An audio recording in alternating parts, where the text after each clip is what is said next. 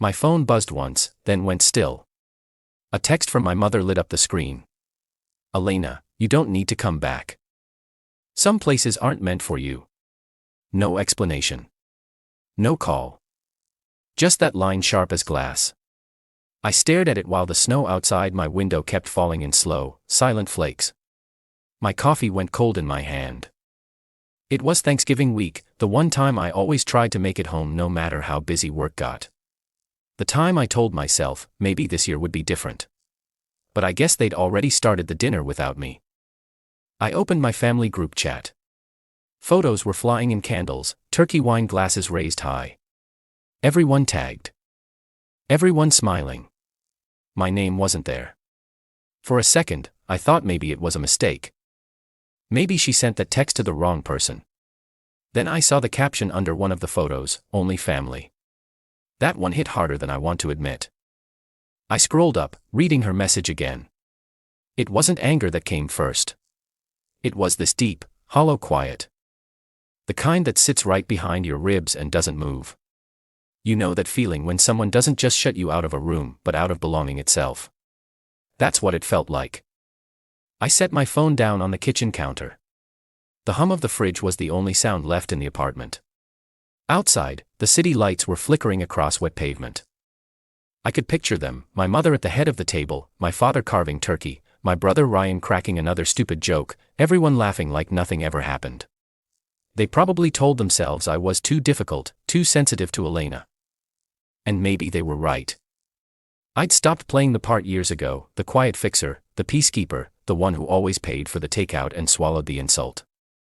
I walked to the window and watched a couple across the street carrying grocery bags, their breath fogging in the cold. The smell of pine candles drifted up from the hallway.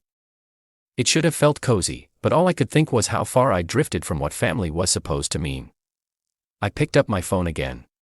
I almost typed back something, anything but the words stuck in my throat. Instead, I whispered it out loud, half to myself, half to the empty room. You said I didn't belong there. Fine. Then quieter, steadier, like a promise I'll build something you'll never forget. The city outside went still for a beat as if it had heard me. If you've ever been shut out by your own family, you'll know that moment, the one where pain turns into something colder, cleaner, the start of a plan. When I was little, I used to draw houses instead of people, while other kids filled pages with stick figures, mine were covered in walls, windows, and staircases. I didn't think much of it back then. It was just how my brain worked. I liked the way things fit together, the quiet order of it all. My parents didn't see it that way. To them, creativity was a phase. Ryan, my younger brother, was the real achiever. He could skip homework, charm his teachers, and still get praised for potential. Me, I got called too serious for my age. I still remember the night it all started to shift. I was 15. I'd stayed up late in my room sketching a greenhouse I wanted to design for our backyard, glass walls, sunlight filtering through ivy, a small reading corner inside. It wasn't perfect, but it was mine. The next morning, I slid the paper across the breakfast table like it was a gift. I think I could actually build this someday, I said, proud and nervous. My dad barely looked up from his newspaper. My mom laughed softly. Sweetheart, that's ambitious, but you might want to focus on something useful. Ryan leaned over, glanced at the drawing, and grinned. Looks like a fish tank for plants. They laughed together. I pretended to smile. That night, I found the paper in the trash under a pile of coffee grounds. That was the first time I learned silence could protect you. After that, I stopped showing them what I made. I got into a design program in college on scholarship. When I told Mom, she said, "Architecture. That's a man's world, honey. You're too sensitive for that." But I went anyway. I worked 3 jobs, slept on a futon in a drafty apartment, and lived off black coffee and bagels from the dollar rack. I thought maybe when they saw the degree, they'd finally see me. They didn't come to graduation. Ryan had a business trip, and Mom said, "Your dad's knees are bad for long flights." Still, I sent them photos of my first office space, a 1-room studio with a folding table, 2 monitors, and a plant I couldn't keep alive. Mom texted back, "Looks small but cute." I learned to stop needing their applause. But even when I tried to move on, their voices followed me. Ryan loved to call during family dinners on speakerphone, bragging about his real estate ventures. My mother would always laugh. "You and your brother are both in buildings." How funny. I'd smile and hang up, the old ache settling in again. See, that's the thing about being the invisible one. You start building your whole life quietly, foundation, first brick by brick, until one day you realize you've built something solid while they're still talking about air. And all it takes is one insult, one push too far to make you see what your silence is really worth. The night it all snapped, I was sitting at my parents' long oak table, the one that had hosted every holiday dinner since I was a kid. The smell of roasted lamb and garlic butter hung in the air, the kind of scent that used to mean home. Not anymore. Ryan was at the head of the conversation as usual. He was talking about his new venture, a luxury bar he planned to open downtown.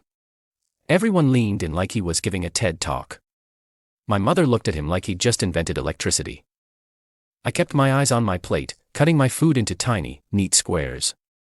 So Ryan said, turning toward me, "You know, construction. What do you think of my location idea, Midtown, right across from the new plaza?" I glanced up.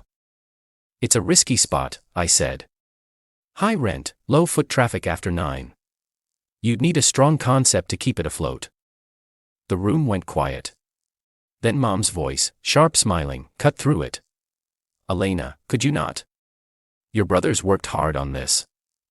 You always find something negative to say." My fork stopped halfway to my mouth. I wasn't being negative.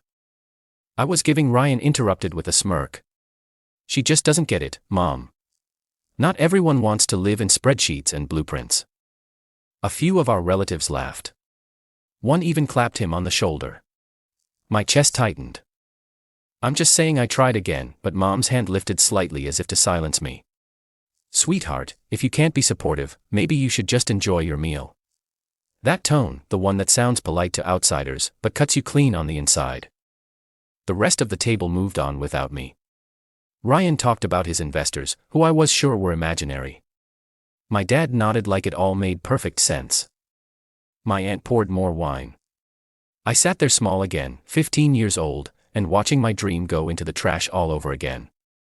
When I finally stood up, the chair legs scraped hard against the tile. The noise made everyone look. I said, "You know what?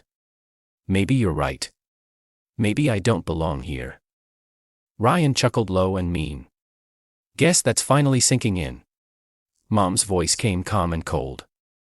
"Elena, if you can't behave like family, then maybe you shouldn't come next time." I felt the words hit like a door slamming. I didn't say another thing. I just walked out my heels, clicking through the hallway I'd once memorized as a child. In the reflection on the glass door, I saw them still talking, still laughing as if I'd never been there. When I got to my car, my phone buzzed. A new text from Mom. "Don't come back until you learn how to respect your brother." I sat there in the cold screen glowing in my lap, breath fogging the windshield. That was the moment the warmth finally died. And in its place, something colder started to build, something sharper, quieter, unbreakable. The first few days after that dinner, I didn't speak to anyone. Not my parents, not Ryan, not even Lydia, my business partner, and the one person who knew how to read my silences. I went through the motions at work, client meetings, project calls, endless site visits. But inside, everything felt muted, like I was walking underwater. Then one morning, I got an email that changed everything. A real estate group was selling a corner lot downtown, a wide piece of land, old brick walls still standing from a failed restaurant. The address stopped me cold. It was the same block Ryan had bragged about at dinner, Midtown across from the plaza, the one he'd called his spot. I sat staring at the screen until Lydia poked her head into my office. "You look like you've seen a ghost," she said. I turned the monitor toward her. "Do you remember that location Ryan wanted for his bar?" She squinted at the listing. "Yeah, why?" "Because it's available," I said quietly, "and I can afford it." She raised an eyebrow. "You're thinking about buying it?" I didn't answer. Instead, I printed the listing, folded it neatly and slid it into my notebook. That night, while the rest of the city was closing up shop, I drove down there. The street was half empty, neon signs flickering from the diner across the road. I parked and walked the perimeter, my boots crunching on gravel hands, shoved deep in my coat pockets. The air smelled faintly of rain and old metal. I looked up at the exposed beams, the broken windows, the faint outline of what used to be a sign. I could almost see it already: glass walls, hanging gardens, a courtyard filled with light, a place that didn't need anyone's permission. By the end of the week, the offer was in. By the next month, it was mine. Construction started slow, then all at once. Early mornings at the site, steel groaning under welder sparks, the taste of coffee turning bitter in my mouth as I reviewed blueprints at sunrise. Lydia would meet me with 2 cups, her hair tied up, grinning through exhaustion. "You're outbuilding your ghosts," she said one morning, watching the first panels of glass rise into place. Maybe she was right. Every line I drew, every foundation poured, it was like rewriting a memory that used to hurt. A year passed in that rhythm. Work. Build. Refine. No family calls, no messages, just the steady sound of progress. When it was done, I stood inside the atrium at dawn, sunlight pouring through the glass ceiling. The air was cool and clean, echoing off marble floors. My reflection looked back at me, older, steadier, finally whole. We called it the Atrium by Voss. It wasn't spite, it was statement. My name, my work, standing tall on the skyline. A week before opening night, Lydia handed me a newspaper article. "Look," she said. "They're calling it the city's new landmark." I smiled, a real one this time. They said I'd never be invited again, and soon they'd be begging to get in. The night of the opening felt like standing at the edge of a new life. The atrium gleamed under soft amber light, every surface polished to reflection. Strings of jazz floated from the live band near the bar, mixing with the low hum of laughter and glasses clinking. It didn't feel like revenge. It felt like arrival. Guests poured in, clients, friends, investors. I smiled, shook hands, accepted congratulations that sounded almost unreal. Lydia moved through the crowd in a green silk dress, managing everything with her usual quiet grace. "You did it," she whispered when she passed me a glass of champagne. I started to answer, but then the sound hit me, a man's voice, too loud, too familiar. "Ryan." I turned toward the entrance. There he was, tucked slightly undone. Mom right behind him, holding her clutch like a weapon. My father followed a step behind, looking uncomfortable but silent as ever. For a second, I thought I might be imagining them. But then Ryan's laugh rolled across the marble floor, the same cocky sound that used to fill our family dinners. "Guess word travels fast," Lydia murmured beside me. They weren't on the guest list. I knew that. Every name had passed through my hands personally. At the reception desk, the hostess smiled apologetically. "I'm sorry, sir, but we don't have a reservation under Voss." Ryan frowned, his voice rising. "Check again. It's for the Voss family. This is our name on the building, isn't it?" Margaret stepped forward, already irritated. "We were told this was a private family event." "I'm Mrs. Voss." The hostess glanced toward me, unsure. I set down my glass and walked over my heels, echoing against the floor.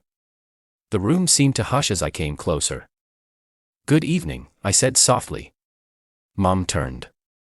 For a heartbeat, she didn't recognize me. Hair swept back, white blazer eyes level. Then her mouth tightened. "Elena." Ryan smirked. "So this is your project, huh? Cute. Thought you'd be working on something smaller." I smiled back. "It used to be small. Now it's standing." He looked around, unimpressed, pretending confidence that didn't reach his eyes. "Well, I think we deserve a table. We're family, right?" I nodded slightly to the hostess. "Please take them to the public lounge downstairs. It's walk-in only." Ryan blinked. What? Mom's tone sharpened. "We're your family, Elena." I held her gaze. "You told me not to come back." "I just kept my promise." Silence stretched between us. I could hear the soft piano in the background, the hum of people pretending not to stare. Ryan's jaw clenched. "You think this makes you better than us?" I stepped closer, close enough that my reflection filled his eyes. "No," I said quietly. "It just makes me free." Then I turned to the hostess. If they'd like to stay, make sure they pay for their drinks. Their faces froze, shock, shame, disbelief all at once. I walked away before any of them could answer the click of my heels fading into the music. Lydia met me halfway across the room. They came uninvited, she whispered. Exactly, I said. Just like always. Later that night, the crowd thinned out. The music softened, drifting through the marble halls like a secret. I slipped away to the upper terrace, heels in one hand, champagne glass in the other. From up there, I could see the whole city stretched beneath me, lights blinking like tiny heartbeats. Down below, through the glass roof, I caught a glimpse of Ryan and my parents still at the bar. They sat awkwardly, stiff smiles, pretending nothing had happened. They didn't see me watching. For a long time, I just stood there breathing in the cold night air. It smelled like rain and steel and something else, freedom, maybe. My phone buzzed, a text from Lydia. You okay? They're still downstairs. I typed back, let them be, they'll figure it out. I leaned on the railing, tracing my finger along the cool glass. The reflections shimmered me, the city and the building I'd built from every bruise they left behind. A year ago, I was standing outside their house, too afraid to knock. Now they were standing outside mine, waiting for permission to come in. Funny how that works. I thought about calling Mom, about saying something gentle, something that would make her understand. But then I remembered the text she sent. Some places aren't meant for you. Maybe she was right. Maybe that house wasn't. Behind me, the automatic door slid open. Lydia stepped out, coat draped over her arm. They're leaving, she said softly. I nodded. Good. She handed me another glass, her smile small but warm. So, what now? I looked back down at the glowing letters above the entrance, the atrium by Voss. My name, my work, my peace. I think I said I finally stopped building things to be invited into. From now on, I build them to stand on their own. Lydia clinked her glass against mine. To that. We stood there for a moment, two silhouettes against the skyline. Then I turned toward the elevator, ready to go home. My phone buzzed one last time, an unknown number. A message. Your place is beautiful. I didn't know. Mom, I smiled. Set the phone face down on the railing and left it there for the night. Because some stories don't need replies.